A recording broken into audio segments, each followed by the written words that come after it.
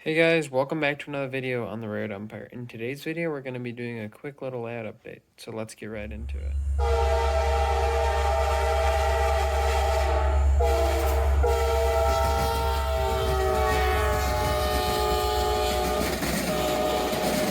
So we're starting out this video in the yard. The first thing I'd like to point out is there's a lot of new rolling stock and locomotives you're going to see in this video. I've purchased a lot at the most recent train show, but all that will be covered in today's video. The first thing I'd like to point out on the layout is the track work. I have all the track for the base level put in. Both main lines go all the way around on both peninsulas. So there's that one, and then we loop back around to the yard. And as we can see on peninsula number 2, all the track is put in. I'm still working on adding in all the feeder wires, but so far everything is working really, really well.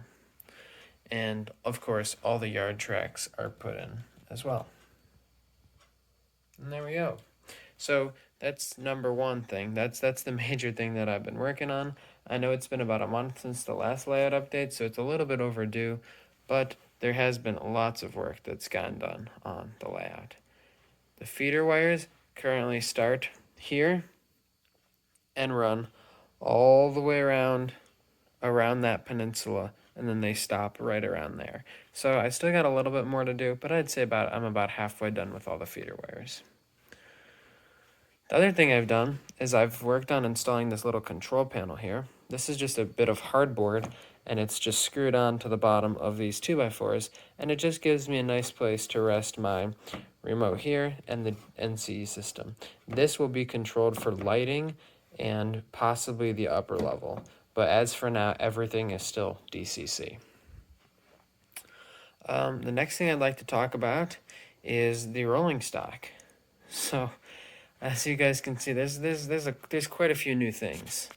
First thing being is these automobile cars. If we pull these out really quick, we can see these are new.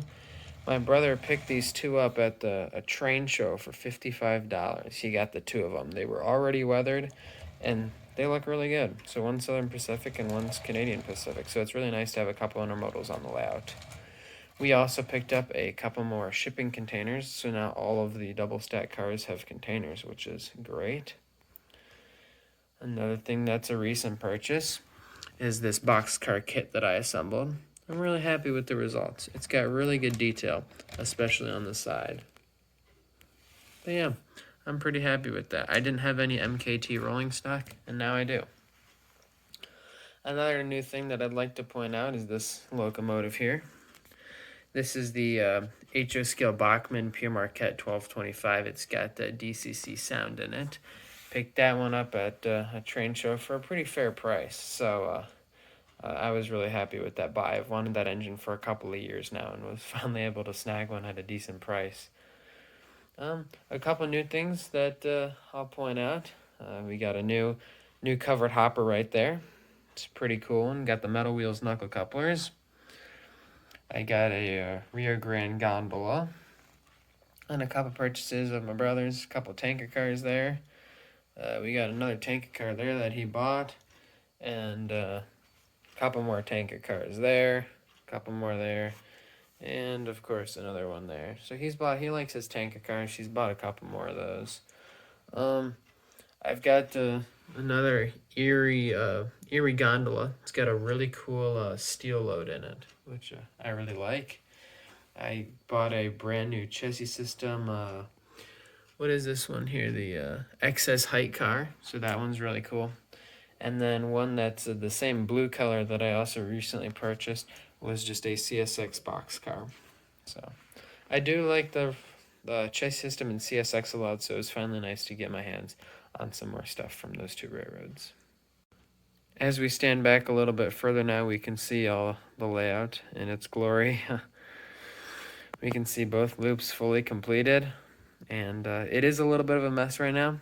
It's much better than it was. I started clearing it off a little bit, and I hope to finish clearing it off in the next upcoming days. Been pretty busy with work and school and all sorts of stuff. But the layout's been, it's been making pretty good progress, and I'm really happy with how it's looking so far. Now we've moved back over to the yard. Another new purchase of mine is this daylight over here. I made a little, I posted a picture of this on YouTube, and I said I had bought it. I picked up this daylight, Great Lakes Hobby, and I believe it's Sterling Heights, Michigan. I picked that up for a really good price there, and I put in a DCC decoder, and it already had smoke, and it runs silent, and I'm really happy to finally have a new one. The other one was an older Bachmann with a pancake motor, and this is still a Bachmann, but it's got a nicer motor in it, and it runs so much better. So it was definitely time for me to get a new daylight, so I finally have one of those, and I'm really pleased with it. Another new thing that you guys have seen probably in a couple of my shorts is I purchased another one of these Union Pacific locomotives. The only problem is that the number is 2024 as well, because this one was on sale at the Great Lakes Hobby as well. So I was like, well, I can probably renumber it, so I'll just pick it up. So I got that one, of course, DCC as well, for a phenomenal price. So I have the two of them now. My plan is eventually to try and renumber one of them, but finding renumbering kits with the exact font and color of lettering is just really difficult. So it's probably not going to happen for a long time. Pretty low on the priority list. The next most recent thing is we can see this wall here is very bare. I have gotten a new clock, and my K4 poster has been put up there. But beside that, it's pretty bare.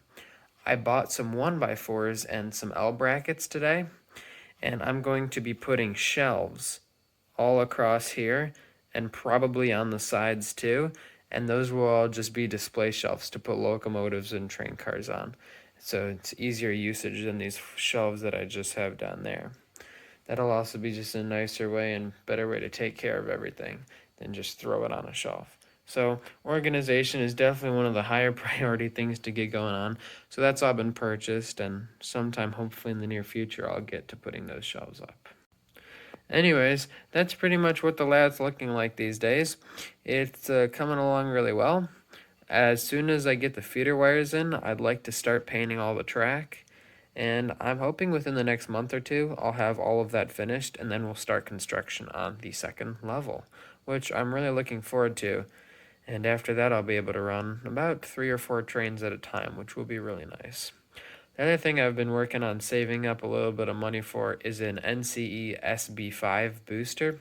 If any of you happen to know where I can get one of those for a reasonable price, let me know, because they seem to be pretty high.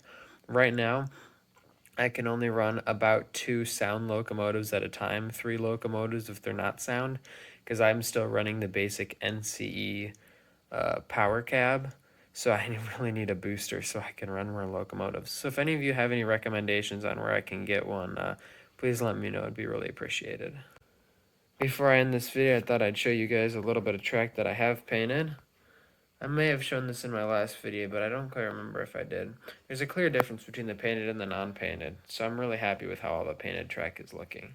Another thing I've been working on is putting in a couple filler ties, so as we can see at the joints and stuff, there are ties in quite a few of the places.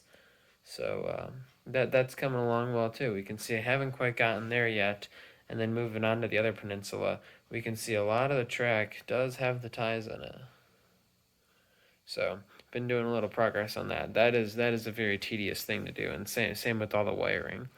But it's all looking really good, and I'm really happy with how it's turning out. Before we end this video, I did want to give a huge thank you to you guys for all the support you guys have been giving me. I've received many helpful and thoughtful comments, as well as the channel hitting 1,100 subscribers just the other night. I'm really happy with that, and I just want to give a huge thank you for all you guys have done in getting to the channel to that amount of subscribers. Before I go, I hope you guys enjoyed this video. Make sure you like, subscribe, and always feel free to leave a comment. And I will see you next time on the Railroad Empire.